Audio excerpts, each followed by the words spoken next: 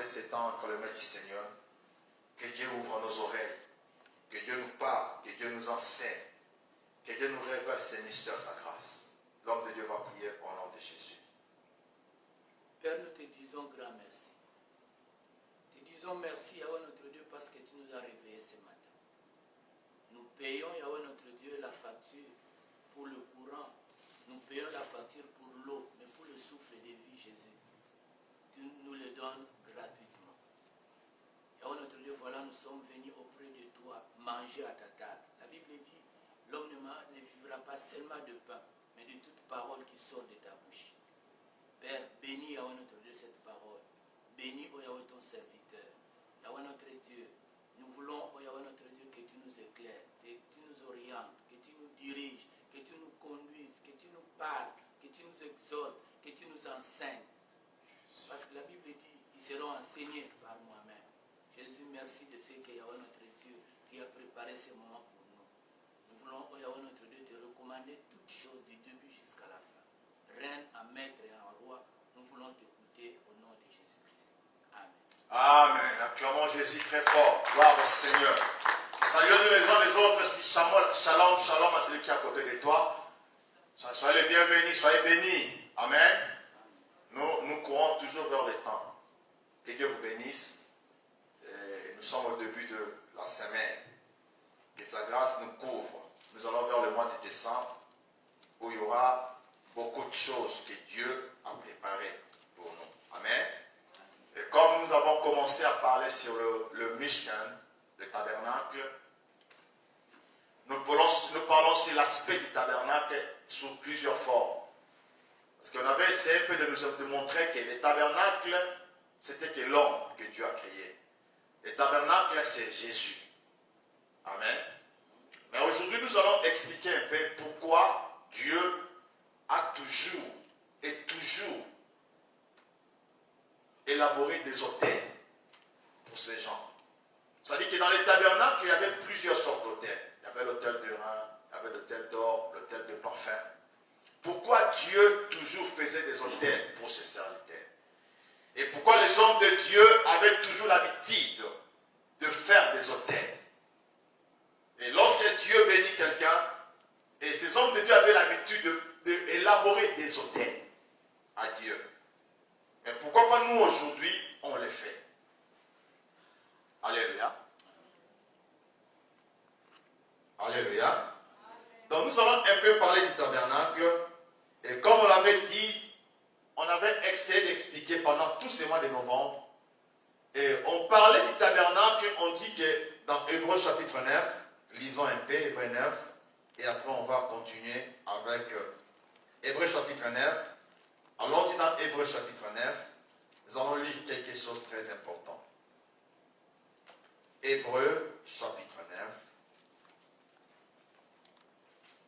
Que les lecteurs de la Bible disent Amen. Et Dieu vous bénisse vraiment. La Bible, la parole de Dieu, nous enseigne beaucoup de choses. Parlons un peu d'Hébreux 9. Et après, on va retourner dans Exode 25, là où Dieu parlait à Moïse l'institution du tabernacle. Je commence par le verset 1 et je descends jusqu'en bas. La Bible a dit ceci. La première alliance avait donc des ordonnances relatives au culte et un sanctuaire terrestre. En effet, un tabernacle fut construit dans la partie antérieure appelée le lieu saint. Était le chandelier, la table et le pain de proposition. Derrière le second voile s'est trouvée la partie du tabernacle appelée le Saint des Saints, renfermant l'ascensoir d'or pour les parfums. Il faut bien retenir le verset 4. Renfermant l'ascensoir d'or pour les parfums et l'arche de l'alliance entièrement recouverte d'or. Il y avait dans l'arche un vase d'or contenant la manne, la verge d'Aaron qui avait fleuri et les tables de l'alliance. Au-dessus de l'arche était le chérubin de la gloire, couvrant de leur ombre les propitiatoires. Amen. Ça c'est Hébreux chapitre 9.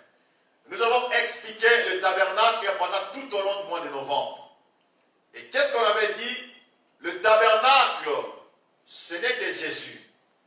Le tabernacle, ce n'est que le corps que Dieu a créé.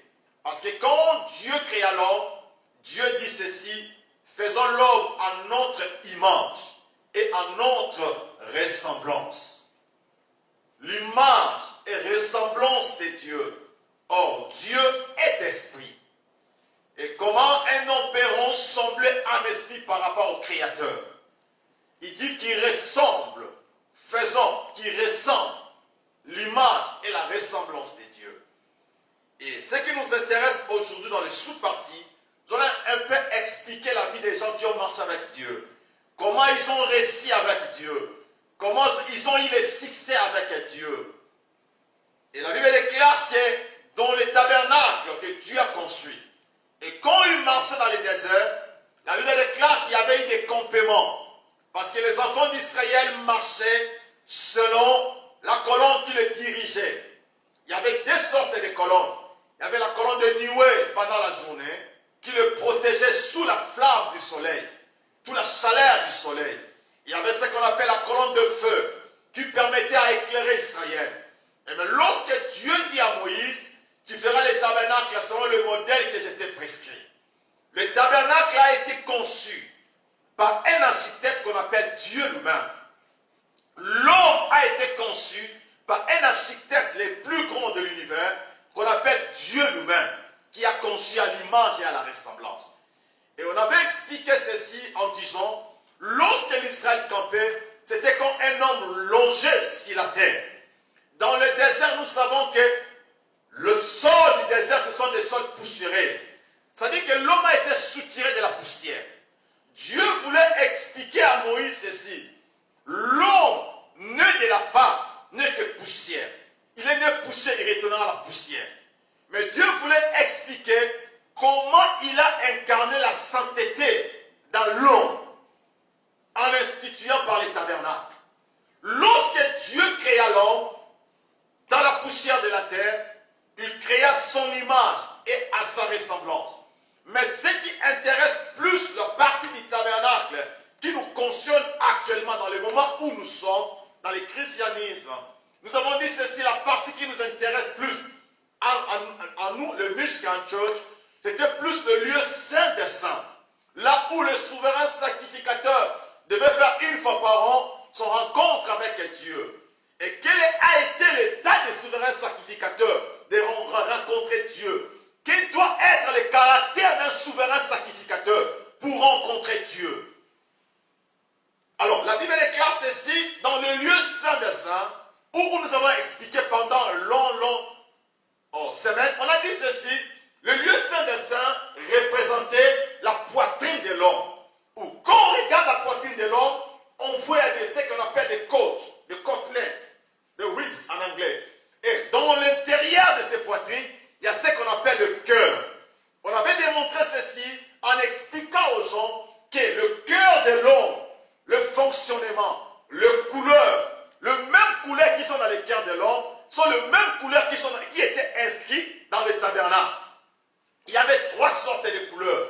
Il y avait la couleur blanche, il y avait les couleurs pourpres qu'on appelle rouge, chez nous les Français, et il y avait des couleurs qu'on appelle les couleurs bleues. On avait essayé d'expliquer que quand vous prenez dans le Google partout, le cœur, demandez au Google de vous montrer les cœurs humains, vous allez voir les mêmes couleurs.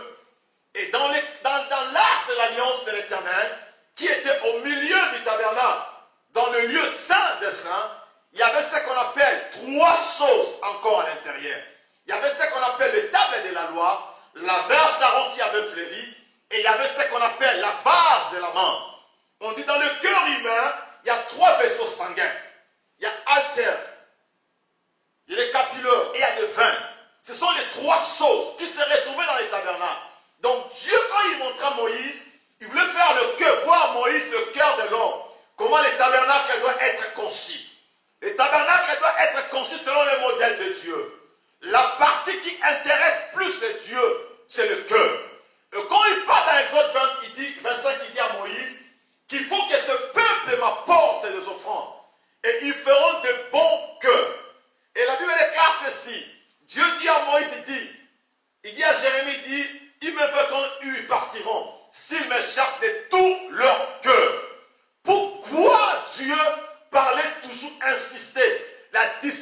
disposition du cœur pour s'approcher de Dieu.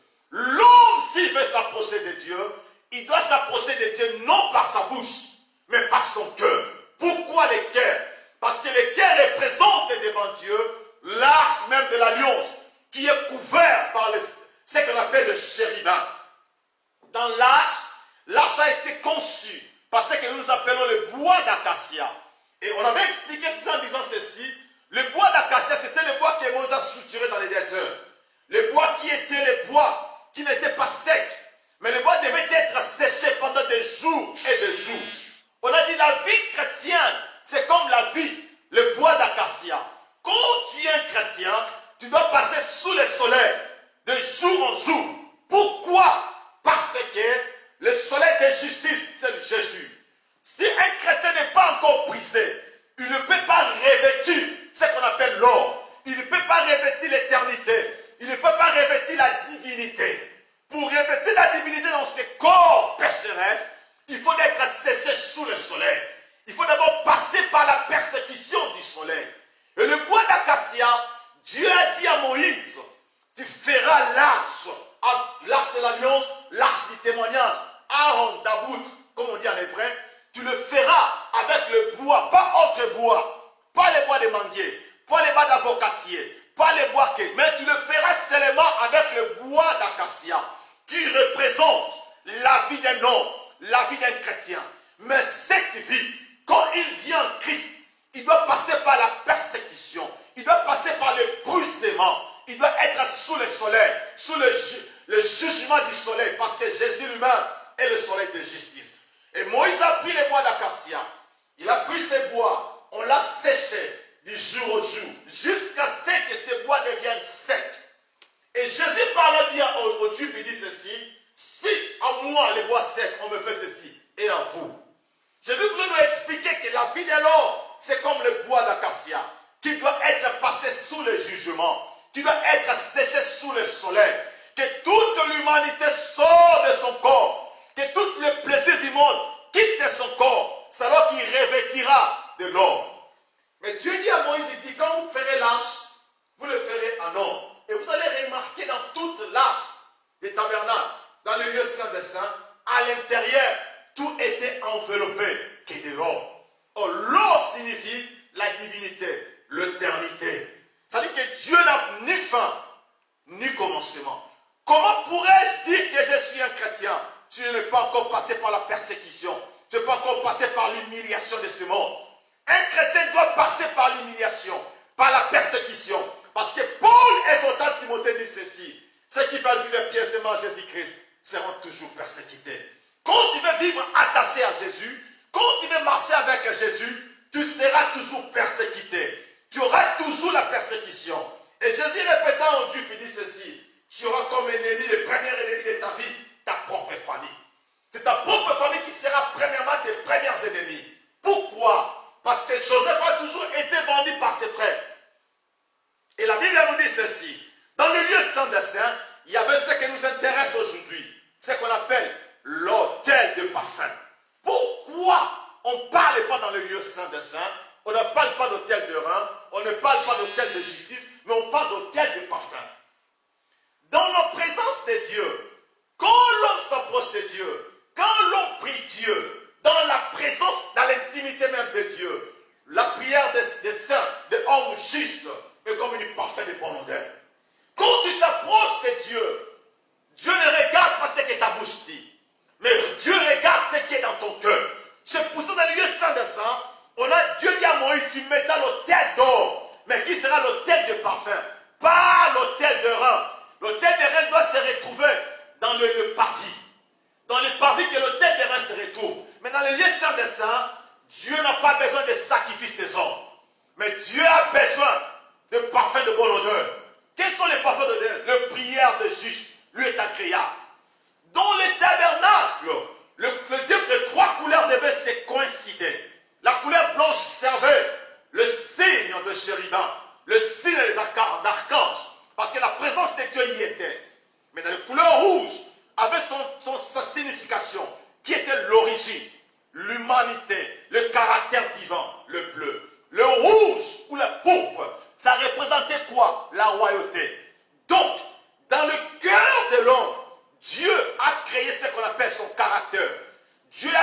royauté. Et Dieu a créé la présence même de ces saints anges. Ça, c'est représente même les couleurs que Dieu a mis dans les tabernacles. Mais ce qui nous concerne ici, c'est l'autel aujourd'hui, l'autel du parfum. Et la Bible déclare, chaque fois que Moïse, Abraham, David, Élie, tous ces gens marchaient avec Dieu, ils élaboraient des autels pour Dieu. Et la Bible déclare, lorsque Abraham voulait arracher l'attention de Dieu, Abraham ne le faisait pas par plaisir, mais Abraham provoquait même la présence de Dieu. Abraham faisait des autels à Dieu. Et Abraham appelait Dieu par des noms. Et lorsqu'il a voulu offrir Isaac en sacrifice dans Genèse 22, et la Bible déclare, lorsque Dieu lui donna un bélier divin, Abraham dit, oh non, je t'appellerai Yahweh, en hébreu, le Dieu qui pourvoira. Et comment Abraham peut bouger la présence de Dieu? Et Abraham provoquait même Dieu à agir dans sa vie et dans sa famille en élaborant des autels. Les autels, c'était des points de rencontre entre Dieu et son serviteur. Les autels, c'était les points de rencontre où Dieu devait voir s'il peut exaucer la prière ou non. Mais tous les sacrifices, Dieu ne pouvait pas ça. Le preuve est dans Saoul. Saoul, il a voulu offrir des sacrifices, des belles sacrifices à Dieu. Mais Dieu a rejeté Saoul parce que ce n'était pas des sacrifices agréables pour Dieu. Caïn a voulu offrir sacrifice à Dieu. Dieu n'a pas agréé Caïn parce que ce n'était pas les sacrifices que Dieu voulait. Dans les tabernacles de Dieu, Dieu faisait que des sacs demandaient des sacrifices et des sacrifices. Mais dans chaque step, dans chaque coin du tabernacle, il y avait des significations de sacrifices qui devaient être offertes. Dans la vie chrétienne, chaque étape de ta vie, tu vas savoir quel genre de sacrifice que je peux faire. Mais les chrétiens d'aujourd'hui ne comprennent pas comment marcher avec Dieu. Et la Bible déclare, Abraham l'appela Yahweh Shaman, le Dieu qui est présent. Parce qu'il a vu ça, la main de Dieu, devant les difficultés. Et la Bible déclare, il appela Yahweh Yireh, le Dieu qui pourvoira. Et Abraham qui a voulu offrir son fils en sacrifice. Mais Dieu l'a dit, Abraham, non, ne fais pas ça. Retire ta main. Retire ta main sur l'enfant. Regarde derrière toi. Et Abraham a vu le bélier et dit, oh non, Yahweh, tu es Yahweh Yireh. Mais quand il montait dans la montagne, et la Bible déclare, Isaac posa la question à son père. Il dit, Père, nous avons tout le bois, le feu, mais où est l'agneau? Et Abraham a exprimé sa foi en disant ceci, Dieu pourvoira. Est-ce que les chrétiens d'aujourd'hui peuvent dire ça, que Dieu pourvoira? Que ce soit les difficultés, les obstacles, et Dieu pourvoira toujours. Mais Abraham avait toujours la façon dont de provoquer la présence de Dieu. Comment il faisait? Et la Bible déclare dans les premières alliances. Dans les premières alliances, qu'est-ce qui se faisait? C'était les sacrifices de boucs, de béliers. C'était la première alliance. C'est ce qui se faisait dans les premières alliances. Ils offraient des béliers et des boucs en sacrifice devant Dieu. Parce que quand ils voient la main de Dieu, ils doivent offrir des sacrifices. David a fait de même. Quand il voyait la main de Dieu, Dieu intervenait. Après les deux moments que l'ange de l'Éternel était, David a fait l'autel. Il invoqua Dieu, le feu.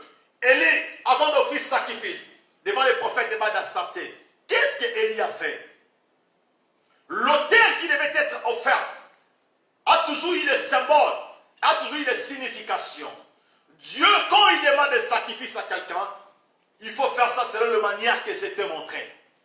Dieu doit révéler à son serviteur, il dit à Moïse, tu feras les tabernacles selon les modèles que je t'ai prescrits. Dans la vie chrétienne, quand un chrétien veut marcher avec Dieu, s'il ne marche pas selon les normes de Dieu, s'il ne marche pas selon les principes de Dieu, il n'obtiendra jamais la faveur divine. Pourquoi? Parce que Dieu a des principes. On appelle l'Éternel des armées. Dieu a des normes.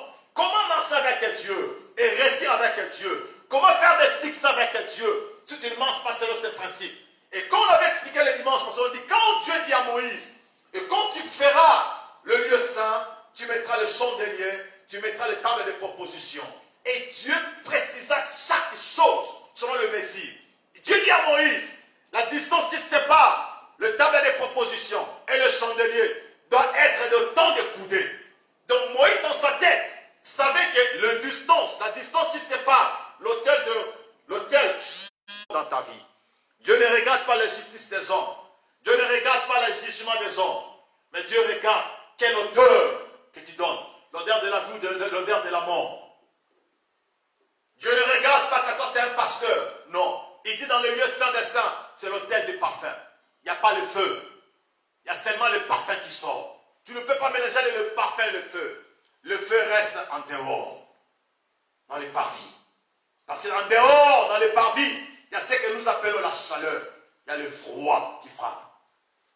Mais quand tu entres dans son intimité, il y a quelque chose qui se passe.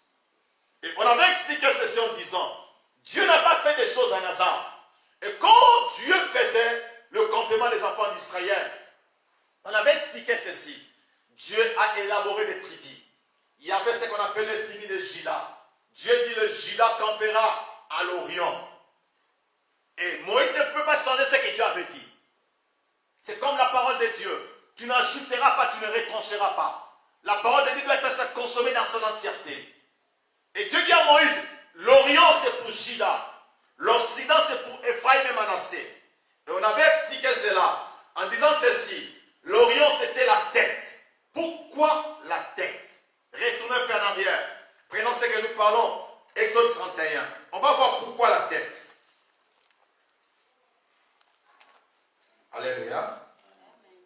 L'Orient c'était quoi? C'était la tête même du tabernacle. La tête même d'Israël. Exode 31. Lisons verset 1, on va descendre jusqu'en bas. La Bible nous dit ceci. L'Éternel parla à Moïse et dit, sache que j'ai choisi Bethsaël, fils d'Iri, fils de Our, de la tribu de Juda. Et qu'est-ce que Dieu dit dans verset 3? Je le remplis de l'esprit, l'esprit de Dieu, de la sagesse. 1. Dans la tête. Juda, je vais très bien. Quand tu commences par le verset 2, il dit, sachez que j'ai choisi Bethsaël, fils d'Iri, fils de la tribu de Juda. L'Orient, la tête. Et Dieu dit quoi? Je le remplis de l'esprit de Dieu. Je le remplis de l'esprit de Dieu. Et qu'est-ce qui fait l'esprit de Dieu dans l'homme? L'esprit de Dieu, quand tu es rempli de l'esprit de Dieu, qu'est-ce que ça procure? La sagesse, intelligence et le savoir pour toutes choses, toutes sortes d'ouvrages. Dans la tête. La tête a besoin de quoi? La sagesse, l'intelligence. Mais cette tête doit être remplie de l'esprit de Dieu. Nous allons expliquer. Je l'ai rendu capable de faire des inventions, de travailler l'or, l'argent et le rang, de graver les pierres et enchasser, de travailler le bois et de exécuter toutes sortes d'ouvrages. Et quand nous avons parlé des campements d'Israël, on avait dit ceci, Juda, c'était la tête. Mais qu'est-ce que Dieu a déposé en Juda? Premièrement, Juda était rempli de l'esprit de Dieu. Deuxième chose, de la sagesse. Troisième chose, de l'intelligence. C'est-à-dire que les trois choses devaient se retrouver dans la tête de Juda. Pourquoi la tête?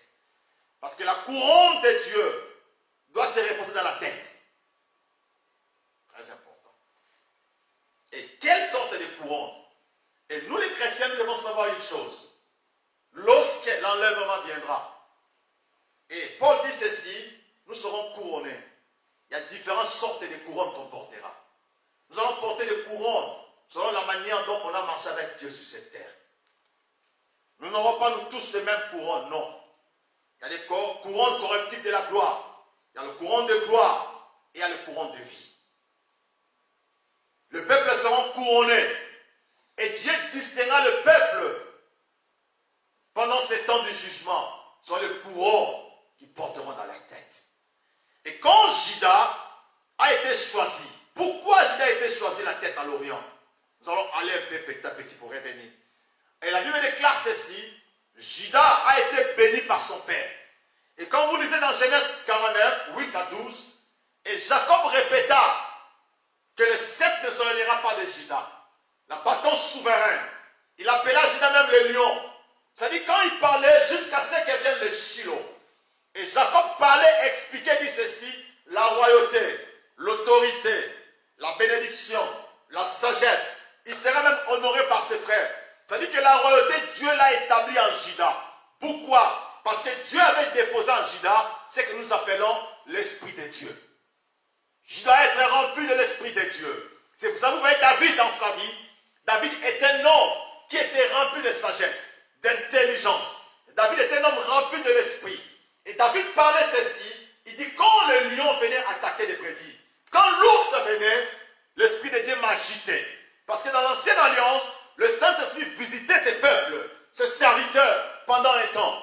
Et quand il y a un problème qui arrive, il y a une situation, l'Esprit de Dieu commence maintenant à agiter son serviteur.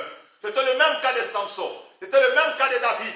Et lorsque le Saint-Esprit intervenait dans la vie de ces gens-là, c'était pour un temps. Il vient juste assister à cet temps. Le Saint-Esprit nous assiste dans nos faiblesses. Parce que nous ne savons pas ce qu'il faut demander à Dieu. Nous ne savons pas comment prier. Le Saint-Esprit nous fortifie. Le Saint-Esprit nous guérit. Le Saint-Esprit nous console. Le Saint-Esprit nous enseigne. Le Saint-Esprit est notre consolateur. Le Saint-Esprit est notre confiance. Le Saint-Esprit est notre Dieu. Le Saint-Esprit est notre solution. Le Saint-Esprit est de notre vie. Quand tu es connecté avec le Saint-Esprit, les miracles sont faciles. Les guérisons sont faciles. Qu'est-ce qui fait que beaucoup de gens prient Dieu des années, mais ils ne sont pas guéris, ils ne sont pas bénis, parce qu'ils ne sont pas connectés au Saint-Esprit. Mais Dieu dit ceci, je mis en Juda, je l'ai rempli de l'Esprit de Dieu. Et quand Dieu parlait de l'Esprit de Dieu, c'était que le Saint-Esprit de Dieu. Et la Bible déclare, le Saint-Esprit te conduira, il te dira ce qu'il faut faire. Celui qui marche avec le Saint-Esprit de Dieu, il te conduira. Le Saint-Esprit te conduira là où il y a ta bénédiction. Le Saint-Esprit te guidera là où il y a le succès. Le Saint-Esprit te guidera là où il y a ta délivrance. Le Saint-Esprit te guidera là où il faut rester dans ta vie. Et quand l'on marche sur cette terre de vivant, la Bible déclare le Saint-Esprit te conduit. Mais qui peut être conduit par le Saint-Esprit? C'est seulement celui qui est appelé par Dieu. Et Pierre dit, si vous avez goûté que le Seigneur est bon, attachez-vous à lui, approchez-vous à lui. Et quand tu goûtes que le Seigneur est bon, il faut s'approcher de Dieu. Mais comment tu peux s'approcher de Dieu? Juda, je t'ai rempli de l'Esprit, de faire toutes sortes d'ouvrages. Et celui qui est rempli par l'Esprit de Dieu est le Fils de Dieu. Si quelqu'un est rempli de l'Esprit de Dieu, il a tout dans sa vie. Parce que Proverbe dit ceci, tout est clair pour celui qui est intelligent. Pourquoi l'homme devient intelligent? Comment l'homme devient sage dans sa vie? Comment l'homme a des capacités de faire toutes sortes d'ouvrages? Et je me posais la question en disant, Seigneur, comment tu as fait pour que ces gens construisent des tabernacles selon les modèles que toi tu les as montrés? Et quand tu vois les tabernacles qui étaient bizarres, il y avait plusieurs choses dans les tabernacles. Et la Bible déclare, Dieu dit à Moïse, et quand tu couvriras les tabernacles, et quand on parle du tabernacle proprement dit, on parle de lieu saint de saint. Il dit, tu le trouveras des peaux de bélier, des peaux de dauphin, des peaux de chameau, et tu mettras des poils de chèvre. Et tout ça sont des enseignements que Dieu parle à son peuple. La vie d'un homme qui marche avec Dieu ne plaise pas aux hommes. Quand ta vie plaît encore aux gens, c'est que tu n'es pas de Dieu. Et Jésus dit ceci, le monde ne peut jamais vous haïr. Quand je nous rends témoin, tous ces êtres sont mauvais. Si tu te plais encore dans le monde, tu n'es pas fils de Dieu. Et tu sais pourquoi les gens nous torturent chaque jour? Ils font du mal. Pourquoi ils cherchent notre Père? Parce que nous nous sommes attachés à un Dieu vivant. Nous avons l'Esprit de Dieu en nous. Le diable ne te laissera pas tranquille. Pourquoi? Parce qu'il te laisse tranquille. Toi, tu as la sagesse, l'intelligence, et rempli de l'Esprit de Dieu. Tu as la capacité de faire tout ce que sur cette terre de vivant. L'homme sage, l'homme est rempli de l'Esprit, a trouble d'intelligence, plus qu'un homme naturel. Parce que l'Esprit de Dieu nous rend sages. L'Esprit de Dieu nous rend intelligents. Et toutes sortes d'ouvrages que Dieu dit à Moïse, ils auront la capacité de faire toutes sortes d'ouvrages. Donner à un chrétien, affermi, brisé, toutes choses à faire. Le Saint-Esprit va les guider à faire cela. Le Saint-Esprit n'est pas ça seulement pour nos prières. Et la Bible déclare que lorsque Dieu descendait, c'était le Saint-Esprit qui descendait dans les tabernacles pour parler à Aaron, le souverain sacrificateur. Et Daniel disait ceci, j'ai la vision de mon esprit. Qu'est-ce que David voulait? Et dans Joël 2, il dit ceci, et je répondrai mon esprit. Vos fils prophétiseront, les vieillards auront des songes. Et les vieillards auront des songes. Le jeune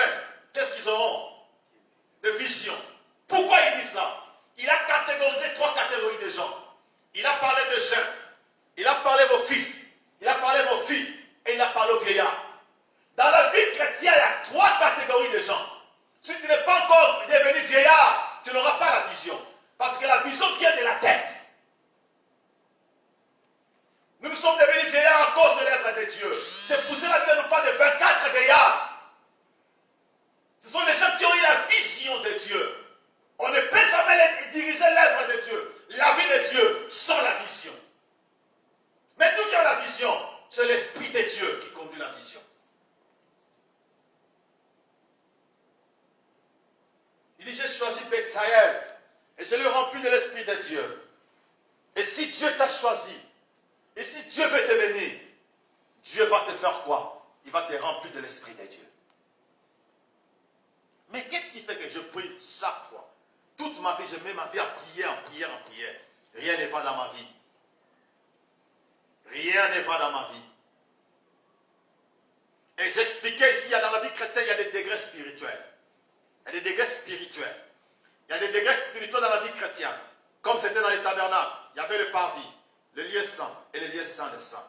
Et quand l'homme devient dans l'intimité de Dieu, et quand l'homme devient le souverain sacrificateur de Dieu, il atteint le niveau de lieu saint des saints. Cet homme-là devient dans la présence de Dieu. C'est ce que Dieu disait à Jérémie. Jérémie cria à Dieu et dit, pourquoi ma souffrance est-elle continuelle? Dieu dit à Jérémie, si tu te rattaches à moi, tu seras comme ma bouche. C'est rattaché à Dieu premièrement. Quand un homme veut être rempli réellement d'Esprit de Dieu, il doit se rattacher à Dieu. Dieu dit à Jérémie, si tu sépares ce qui est précieux de ce qui est vil, tu te tiendras devant ma face. Dieu met toujours des conditions pour l'homme qui marche avec Dieu. Il y a toujours des conditions. La vie chrétienne n'est pas comparable à la vie mondaine, non. Si nous sommes crucifiés, si nous sommes torturés, c'est à cause de l'Esprit de Dieu qui est en nous. Le Judas, la tête. Et dans nos têtes, on porte des couronnes. C'est les couronnes qui nous distinguent des autres. La manière dont quelqu'un mène sa vie, c'est la manière dont Dieu traitera ta vie. Et Abraham avait la foi. Dieu dit que je sais qu'Abraham deviendra une multitude. Et prenons maintenant Genèse chapitre 17. Allons voir ce que Dieu dit à Abraham. Ça c'est très important, ça m'a intéressé vraiment. Qu'est-ce que Dieu dit à Abraham? Parce que quand on parle des hôtels, des parfums, nous allons voir un peu Abraham. Qu'est-ce que Dieu dit à Abraham? Parce que l'intimité de Dieu avec Abraham, Dieu l'a dit quelque chose. Prenez Genèse 18. Genèse 18. Nous allons prendre le verset 1 jusqu'au verset 5. On va aller jusqu'au verset 17 et le verset 14. Je vais faire ça rapidement. L'Éternel lui apparut parmi le champ de Mamré, comme il était assis à l'entrée de la tente pendant la chaleur du jour. Dans le verset 2, il dit, il leva les yeux et regarda, et voici 3 hommes étaient debout près de lui. Quand il le vit, il courut au-devant d'eux, depuis l'entrée de sa tente, et se prosterna à terre. Il dit, Seigneur, si j'ai trouvé grâce à tes yeux, ne poisse point, j'étais pris loin de ton serviteur. Permette qu'on apporte un peu d'eau pour vous laver le pied, et reposez-vous, vous à cette table. J'irai prendre un morceau de pain pour fortifier votre cœur, après quoi vous continuerez votre route, car c'est pour cela que vous passez près de votre serviteur. Il répondit, fais comme tu l'as dit. Amen. Suivez très bien la sagesse d'Abraham. Suivez très bien la sagesse et l'intelligence d'Abraham. Je vais expliquer cela. Dans verset 14, quand Abraham fait cela, qu'est-ce que Dieu lui dit? Y a-t-il quelque chose qui soit étonnant de la part de l'Éternel? Au temps fixé, je reviendrai vers toi à cette même époque et Sarah aura un fils. Alors, dans verset 17, qu'est-ce qu'il dit? Alors l'Éternel dit, cacherai-je à Abraham ce que je veux faire? 18, il dit ceci, Abraham deviendra certainement une nation grande et puissante, et en lui seront bénies toutes les nations de la terre. On va maintenant aller voir ça par rapport à l'autel de parfum. Qu'est-ce que Dieu dit à Abraham? Et la Bible déclare, Abraham s'est reposé pendant qu'il faisait encore très chaud. Le repos, c'est très important. Mais quel genre de repos? Avec la sagesse. Et Abraham vit de loin les 3 hommes à la montagne et l'Orient. Je me pose cette question. Et je pose la question à tout le monde. Comment Abraham a su qu'Élohim était parmi eux? Il a vu trois hommes descendre dans la montagne. Et il était seul à voir ces gens. Comment Abraham a su qu'Élohim était au milieu?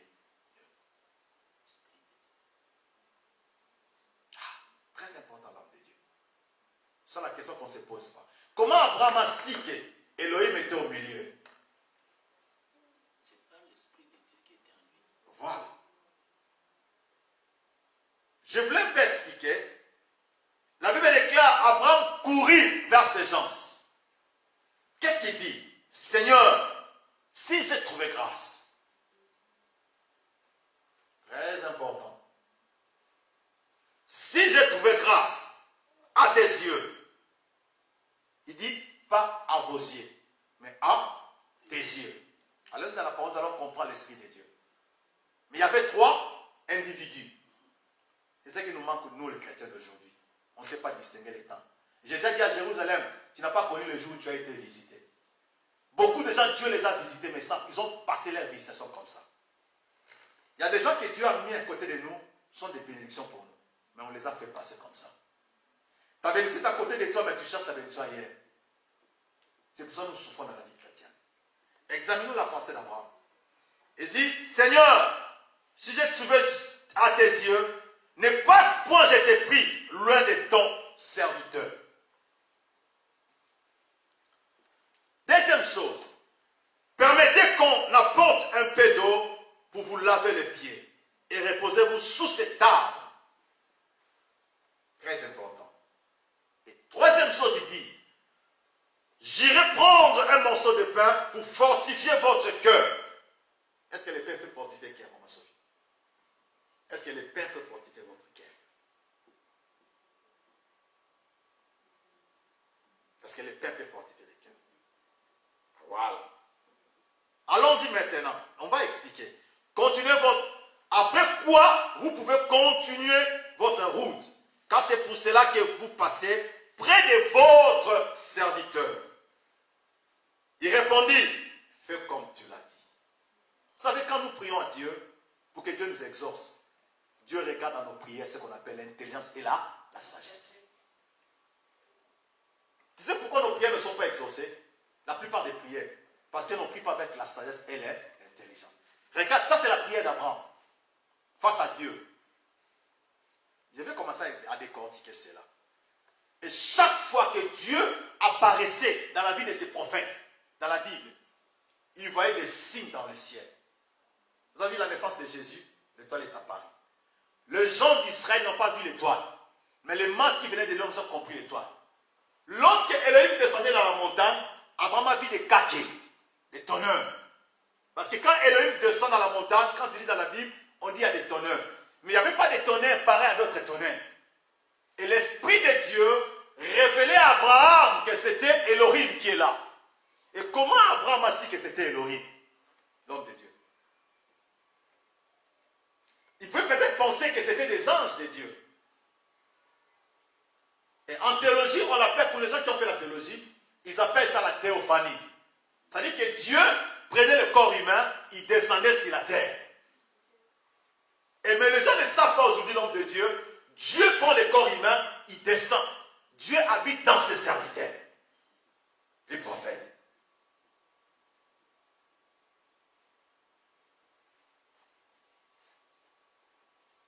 Et les gens ne savent pas qu'un homme de Dieu a la capacité, quand il marche avec Dieu.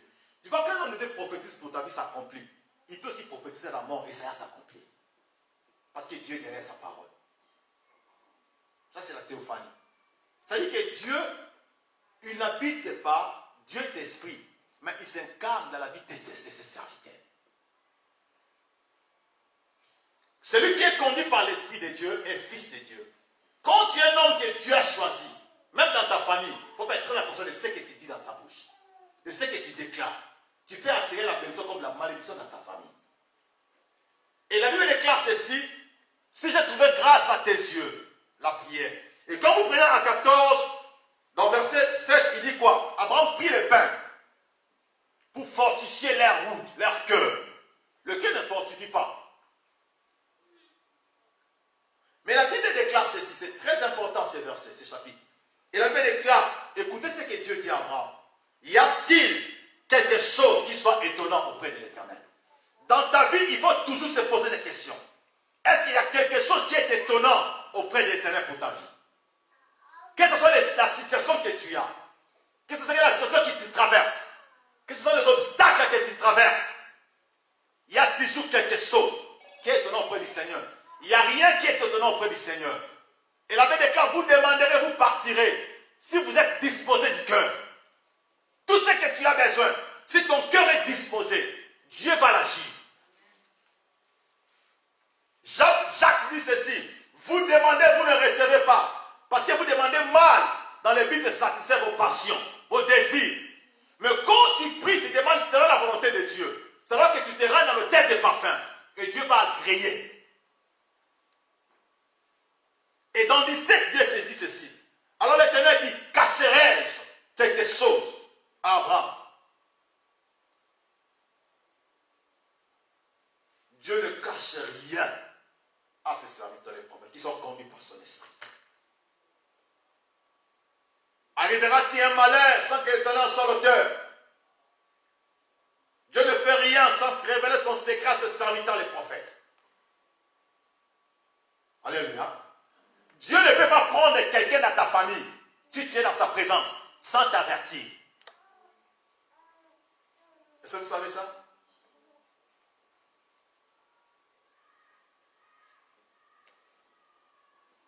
C'est pour ça que je dis ceci, je dis Dieu marche avec des principes pour son peuple. Quand Dieu te dit, l'homme de Dieu, ne bouge pas tes pieds, reste là, tu dois rester. Et quand tu bouges seulement, c'est la mort. Et lorsque la colonne de feu s'élevait, ne bougez pas. L'Israël devait rester. C'est comme ça avec Dieu. Si Dieu nous a amenés dans ce pays, il dit reste ici. Il faut connaître maintenant comme Isaac. Isaac s'aimant dans les terres d'Abimelech. Il devient de plus en plus riche. La terre était favorable à Isaac. C'est comme ça avec Dieu. Le tabernacle devait placer là où Dieu dit à Moïse. Tu vas installer le tabernacle ici. Et quand tu l'installeras, voici comment ils vont camper. À la tête Juda, au pied Joseph. Et la Bible déclare dans Matthieu, l'éclair doit partir de Juda pour aller vers Joseph. De l'Orient à l'Occident. Ces déplacements, ça demandait quoi? La présence de la colonne de feu. Pour nous expliquer ceci, la vie chrétienne, les chrétiens doivent chercher à être conduits par l'Esprit de Dieu. Non seulement par nos pensées. Paul dit, même si un homme vient, un ange vient du ciel, tu dis des choses que Dieu n'a pas dit, qu'il soit anathème. Mais qu'est-ce que Dieu demande au peuple de Dieu, qui porte la couronne de Dieu, de chercher à être rempli de l'Esprit de Dieu, et de chercher la sagesse et l'intelligence. Mais comment avoir la sagesse et l'intelligence? La crainte de Dieu, c'est le commencement de la crainte de Dieu. Quand quelqu'un craint Dieu, même les démons savent que c'est un danger pour eux. Même les sorciers savent, là où tu es, partout où tu es, quand tu crains Dieu, même les sorciers savent que toi tu es un danger pour eux. Même au travail. Mais quand tu ne crains pas Dieu, même les petits sorciers du quartier n'auront pas peur de toi. Vous allez là où intervient maintenant la crainte de Dieu dans notre vie. Alléluia. Très important. Où trouvons la sagesse et l'intelligence? C'est dans la crainte de Dieu seulement, comme dit Proverbe. La crainte de Dieu, c'est le commencement de la sagesse. Et celui qui craint Dieu a facilement eu la sagesse. Et celui qui craint Dieu a facilement eu quoi? La faveur d'être exaucé par Dieu. Même si tu ne pries pas. Mais si seulement dans ton cœur, tu penses, Dieu exauce. Même si tu es malade, tu imposes seulement la main, tu pries, Dieu exauce. Pourquoi? Parce qu'il y a la présence de l'Esprit de Dieu en toi. Et la présence de Dieu est l'absence totale du diable. Mais comment chassons-nous la présence de Dieu dans notre vie? Parce que nous ne sommes pas approchés de l'autel des parfums. Nous sommes dans l'autel des reins, dehors. Dieu est loin de nous. Alléluia. C'est très important dans la vie. Très, très important.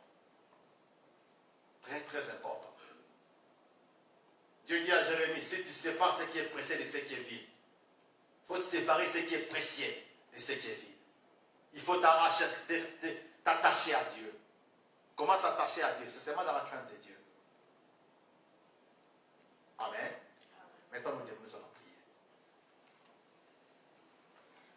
Nous allons prier.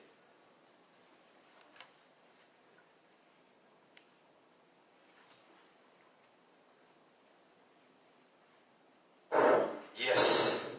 Nous allons prier Dieu maintenant. Nous allons recommander cette semaine entre les mains du Seigneur. Nous commençons, Père de gloire, cette semaine. Nous allons le recommander entre les mains du Seigneur. Que cette semaine soit dédiée entre les mains du Seigneur. Que tous ceux qui se lèvent contre ta vie, que tous ceux qui se lèvent contre ta famille, que tous ceux qui te lèvent contre toi, soient condamnés au nom de Jésus. Prions maintenant. On prend l'autorité. Prie pour cette semaine. Recommence cette semaine entre les mains du Seigneur.